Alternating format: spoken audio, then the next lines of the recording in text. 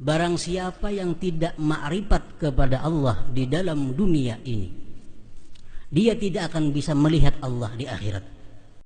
Bila 10 makam ini kada dijalani satu persatu, maka dia kada akan dapat ma'rifat kepada Allah Subhanahu wa ta'ala. Para muhibbin rahimakumullah.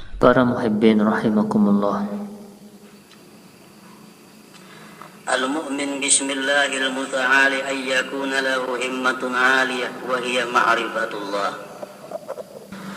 Orang yang beriman dengan nama Allah Al-Muta'ali, bahwalah dia mempunyai keinginan yang tinggi, selera yang tinggi. Bila kita percaya bahwa Allah itu maha tinggi, maka kita pun mestinya punya keinginan yang maha tinggi. Keinginan yang tinggi itu apa? Wahia ma'rifatullah, itu adalah ma'rifat kepada Allah Subhanahu wa ta'ala. Bila kita ini ada di dalam hati hendak bermakrifat kepada Allah, berarti kita ini mempunyai keinginan yang maha tinggi. Berarti itu merupakan buah dengan keimanan dengan nama Allah Al-Muta'ali ini. Kalau kita ingin surga, itu masih keinginan yang rendah.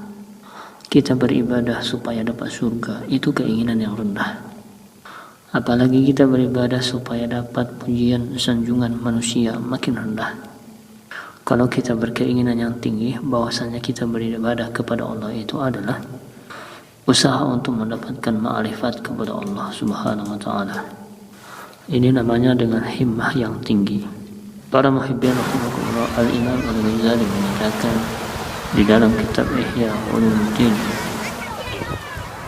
wa kullu man lam ya'rifillah fid dunya lam yarallah fil akhirah. Barang siapa yang tidak bermakrifat kepada Allah di dalam dunia ini, dia tidak akan bisa melihat Allah di akhirat, walaupun masuk ke dalam syurga, karena syafaat para nabi, karena syafaat para dunia, karena syafaat para ulama masuk syurga. Tapi orang ini di dalam dunia tidak bermakrifat kepada Allah, maka dia di surga tidak akan bisa melihat Allah Subhanahu wa ta'ala. Kullu man lam ya'rifillah fid dunya fala yarallah fil akhirah, wa kullu man lam yajid lazzatal ma'rifah fid dunya fala yajidu lazzatan nazar. Orang yang di dalam dunia tidak sempat merasai lezatnya makrifat kepada Allah, maka di akhirat pun nantinya dia tidak akan merasai lezatnya memandang Allah Subhanahu wa ta'ala. Sedangkan orang-orang surga itu dilewatkan hanya satu keinginannya, apa? Melihat Allah Subhanahu wa ta'ala. Kayak apapun yang di surga itu menikmati hidangan yang disediakan Allah. Kayak apapun orang yang di surga itu menikmati kebahagiaan yang diberikan Allah. Begitu Allah bertajalli, mereka melihat kepada zat Allah, semua kenikmatan itu hilang. Kenapa? Karena mendapatkan kenikmatan yang lebih tinggi, yaitu melihat Allah Subhanahu wa ta'ala. Orang yang di dunia ini dia tidak ma'rifat kepada Allah, maka di akhirat dia tidak akan bisa melihat Allah Subhanahu wa ta'ala. Nah, makanya itu kita mesti ada punya keinginan yang tinggi. Yang tinggi itu apa? Ma'rifatullah. Kita ingin masuk surga, itu masih keinginan yang rendah. Kita ingin mati husnul khotimah, itu masih keinginan yang rendah. Kita ingin supaya selamat dari neraka, itu masih keinginan yang rendah. Tetapi kalau kita punya keinginan himmah, hendak ma'rifat kepada Allah, nah ini baru disebut dengan keinginan yang tinggi, himmatul aliyah. Para muhibbin rahimakumullah, Imam Al-Ghazali mengatakan orang-orang yang ingin hendak bermakrifat kepada Allah, itulah orang-orang yang disebut jantan. Artinya laki-laki yang jantan. Karena hanya laki-laki yang jantan itulah yang ada minat hendak kawin. Orang yang tidak punya keinginan makrifat Allah di dunia, maka itu orang laki-laki yang impoten. Orang yang impoten tidak ada kepingin hendak kawin. Paling nyaman-nyaman yang makan aja pikirannya, makan yang nyaman-nyaman aja pikirannya. Untuk kawin itu tidak ada. Imam Al-Ghazali mengatakan bahwa Seseorang yang tidak ada dalam hatinya ingin mengenal Allah, tidak ada bermakrifat kepada Allah, itu yang impoten. Jadi apabila di dalam hati kita selama ini tidak ada hendak bermakrifat kepada Allah, maksudnya kayak apa orang yang merasakan lezatnya mengenal Allah belum pernah terlintas di hati kita, maka mulai saat ini kita masukkan ke dalam hati kita keinginan ini, bahwa kita sebelum mati mau tidak mau kita harus bermakrifat kepada Allah Ta'ala terlebih dahulu. Para muhibbin rahimakumullah, Al-Habib Al-Allamah Abdullah Al-Idrus Al-Akbar mengatakan, dan seringkali kita sampaikan kepada para muhibbin, bahwa orang yang hendak bermakrifat kepada Allah itu orang-orang yang mau memahami, mau mempelajari, mau menerapkan di dalam dirinya 10 kedudukan, 10 makom. Bila 10 makom ini tidak ada dijalani, maka dia tidak akan bermakrifat kepada Allah Subhanahu wa Ta'ala. Ini teori yang dipakai oleh Al-Habib Al-Idrus Al-Akbar. Jadi kalau sekarang ini kita ada niat untuk ma'rifatullah sebelum mati, maka 10 ini mau tidak mau harus kita lakukan, satu demi satu. Kalau kita hendak bermakrifat kepada Allah tapi kita tidak ada gerakan untuk memulai melakukan 10 perkara ini, itu namanya angan-angan. Namanya angan-angan, bukan keinginan. Orang yang ingin ke pasar, dia pasti melangkahkan kakinya. Nah, kalau kita ingin makrifat kepada Allah, kita mesti melangkahkan kaki kita untuk menaiki satu demi satu 10 makom ini. Tempatnya mesti dimulai. Oleh beliau disebutkan yang pertama yang mesti kita lalui, tobat. Ini pokok dasar. Kita membangun bangunan ibadah yang tidak dimulai dengan tobat, seperti kita membangun bangunan di tengah laut atau di atas lumpur. Tobat ini pondasi amal, pondasi ibadah.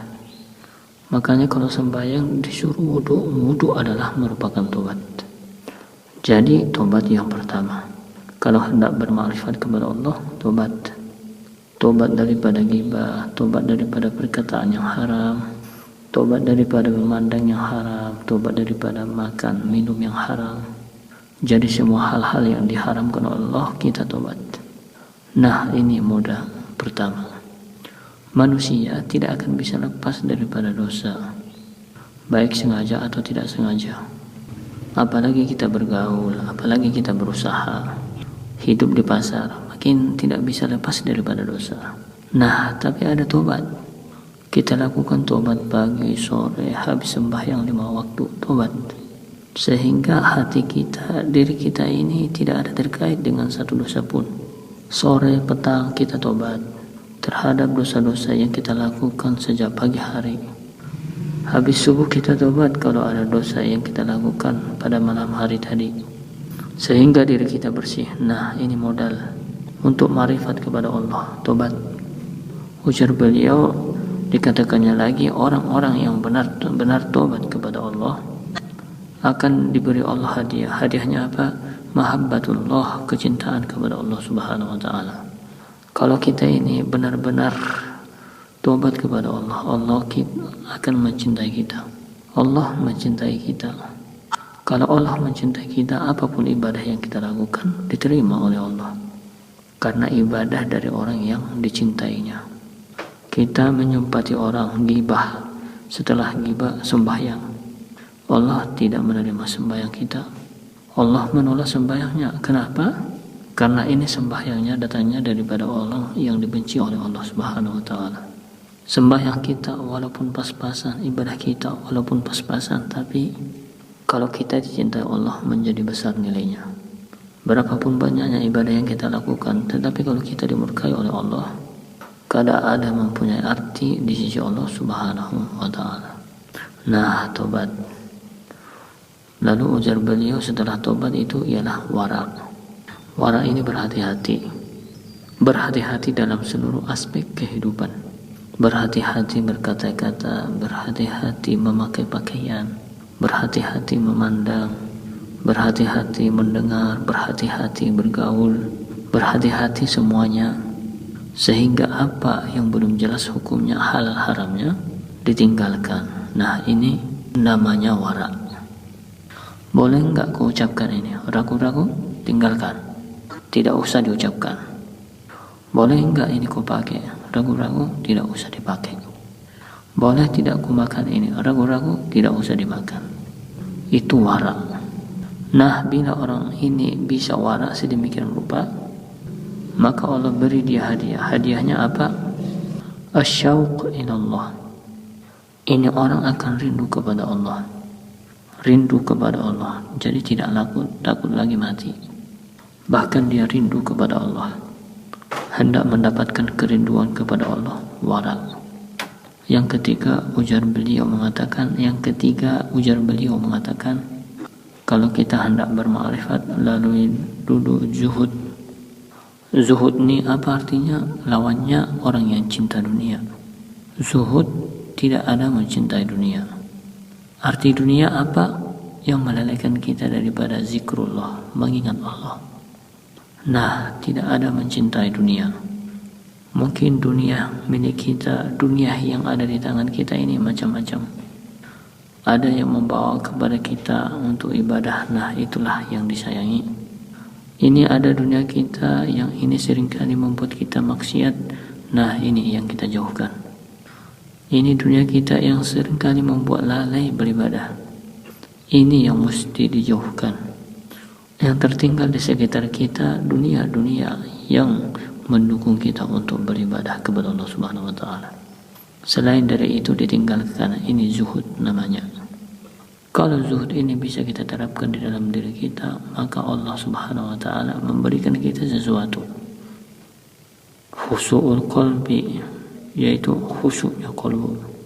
Sembahyang khusyuk, baca Quran khusyuk, bersolawat khusyuk. Nah, ini hanya mampu kalau kita zuhud. Kalau hubud dunia tidak akan bisa. Sembahyang khusyuk kemana aja mengaji, jamin tidak akan bisa. Orang yang hubud dunia, orang yang masih cinta dunia, masih kesana kemari mencari dunia, belajar sembahyang khusyuk tidak akan dapat. Tidak akan dapat. Kenapa? Karena Allah berikan khusyuk ini kepada orang-orang yang zahid, orang-orang yang zuhud kepada dunia. Nah, ini modal. Jadi kalau kita hendak bermakrifat kepada Allah, maka kita harus melalui tahap demi tahap. Satu tahap kita lalui, dua tahap kita lalui, umur sudah tua, mati, maka dihukumkan makrifat kepada Allah Subhanahu wa taala. Jadi tidak ada ruginya. Mulai tobat, wara, zuhud. Yang keempat, sabar menghadapi cobaan hidup yang datangnya langsung dari Allah, penyakit umpamanya. Sabar mengenai gangguan-gangguan atau hal-hal yang tidak nyaman daripada tetangga, daripada makhluk Allah. Sabar dalam menghadapi kesulitan ekonomi. Sabar dalam menghadapi susahnya anak buah, diatur. Sabar. Kalau kita sudah mantap di dalam kesabaran ini, Allah berikan kita hadiah al-unsu billah. Kita merasa jinak dengan Allah, merasa jinak. Apapun musibah yang menimpa dirinya, dia sembunyikan. Hanya dia dan Allah yang maha tahu. Dia tidak melaporkan musibah yang ada pada dirinya kecuali hanya kepada Allah. Nah, ini sabar. Tidak mencurahkan isi hatinya kepada manusia, tidak. Ini hatinya sakit, tapi dicurahkan hanya kepada Allah. Kalaulah sudah dikisahkan kesana kemari, itu sudah tidak sabar lagi itu. Nah, kita sabar terus menerus, kita akan jinak dengan Allah. Kita akan senang dengan zikrullah, zikir kepada Allah. Yang kelima, fakir. Arti fakir, kita mesti berhajat hanya kepada Allah. Kepada selain Allah tidak perlu. Ini hati kita. harapanku apapun, aku hanya berhajat kepada Allah. Selain daripada Allah, aku tidak akan memerlukan siapa juga pun, kecuali orang-orang yang disuruh oleh Allah. Aku hanya berhajat kepada Allah, selain kepada Allah tidak. Nah, kalau kita mampu bisa demikian, kita akan diberi Allah hadiah al-qurbu, kedekatan kepada Allah. Nah, dekat dengan Allah. Kalau kita bisa hanya berhajat hanya kepada Allah, macam anak kecil yang baru bayi, yang masih setahun, dia hanya berhajat kepada ibunya. Nah, macam itulah hendaknya kita kepada Allah. Nah, begitu juga orang yang fakir hanya kepada Allah, Allah tidak akan meninggalkannya. Nah, al-qurbu, dekat dengan Allah. Yang keenam, syukur. Syukur yang mesti dilakukan, syukur nikmat-nikmat yang diberikan Allah. Artinya apa? Tidak ada satu nikmat juga pun yang diberikan Allah kepadaku kugunakan untuk maksiat. Ini syukur namanya. Baik pakaian, baik kesehatan, baik kekuatan, penglihatan, pendengaran, keuangan, semuanya tidak ada digunakan untuk bermaksiat kepada Allah. Ini syukur. Orang yang benar-benar syukur ini akan diberi Allah nanti hadiah hayya, malu dengan Allah. Nah, malu dengan Allah. Kalau kita sudah bisa syukur kepada Allah, baru diberi malu itu. Malu kepada Allah. Yang ketujuh, khauf, takut. Ia takutnya hanya kepada Allah. Takut kepada Allah. Apapun yang dilarang Allah, dia tidak ada berani. Walaupun menguntungkan, walaupun menyenangkan, tapi Allah melarang, dia tidak berani melawan Allah. Takut. Nah, kalau takut ini kita bisa menerapkan dalam diri kita, kita diberi Allah asyukur. Asyukur ini apa? Semacam mabuk. Kalau kita membaca ayat-ayat Tuhan yang berkisah dengan neraka, bergetar, menangis. Nah, ini tanda yang diberi Allah asyukur. Melihat orang-orang yang maksiat bergetar kitanya, nangis takutan, ini asyukur. Mendengar kisah-kisah tentang neraka, kisah-kisah azab Allah, dia bergetar menangis. Nah, ini asyukur. Itu diberikan Allah kepada kita kalau kita sudah bisa menerapkan takut yang benar-benar kepada Allah. Yang kedelapan, roja, mengharap. Hanya mengharapkan rahmat Allah. Dia tidak mengharapkan disayangi si fulan, tidak mengharapkan dicintai si fulan, tidak mengharapkan diberinya si fulan. Yang ia harapkan hanya adalah dari Allah. Nah, ini kalau kita sudah mampu menerapkan demikian, maka kita akan diberi Allah hadiah al-muslah. Hubungan tidak akan bisa lagi berpisah dengan Allah Subhanahu wa taala. Para muhibbin rahimakumullah, kemudian ujar beliau, lalu kesembilan, tawakal. Mau tidak mau, kalau mesti mengenal Allah, kita harus melewati tawakal dahulu. Berserah diri kepada Allah dalam segala urusan-urusan duniawi. Kalau kita sudah benar-benar dalam pandangan Allah, kita orang yang bertawakal kepadanya, kita diberi Allah fana. Apa arti fana? Kita tidak melihat lagi daripada sesuatu selain daripada Allah Subhanahu wa taala. Apapun kejadian-kejadian, kita hanya melihat Allah. Ini sudah fana. Yang ke-10, ridho. Apapun yang diberikan Allah kepadanya tidak pernah sakit hati. Apapun yang diberikan Allah kepadanya diterima dengan lapang dada. Ridho dengan apa yang ditentukan oleh Allah. Kalau bisa menerapkan ini, maka Allah beri dia yang paling tinggi, bako. Arti bako apa? Dia melihat sesuatu tidak terlepas daripada Allah Subhanahu wa taala. Nah, ma'rifat namanya itu bersama dengan Allah Subhanahu wa taala. Nah, kalau kita sudah bisa demikian, kita mati, nanti di akhirat pasti kita akan melihat Allah Subhanahu wa taala. Ini modal dalam dunia. Dalam dunia tidak bermakrifat kepada Allah, di surga tidak akan bisa melihat Allah Azza wa Jalla. Demikian perkataan Al-Imam Al-Ghazali rahimahullah.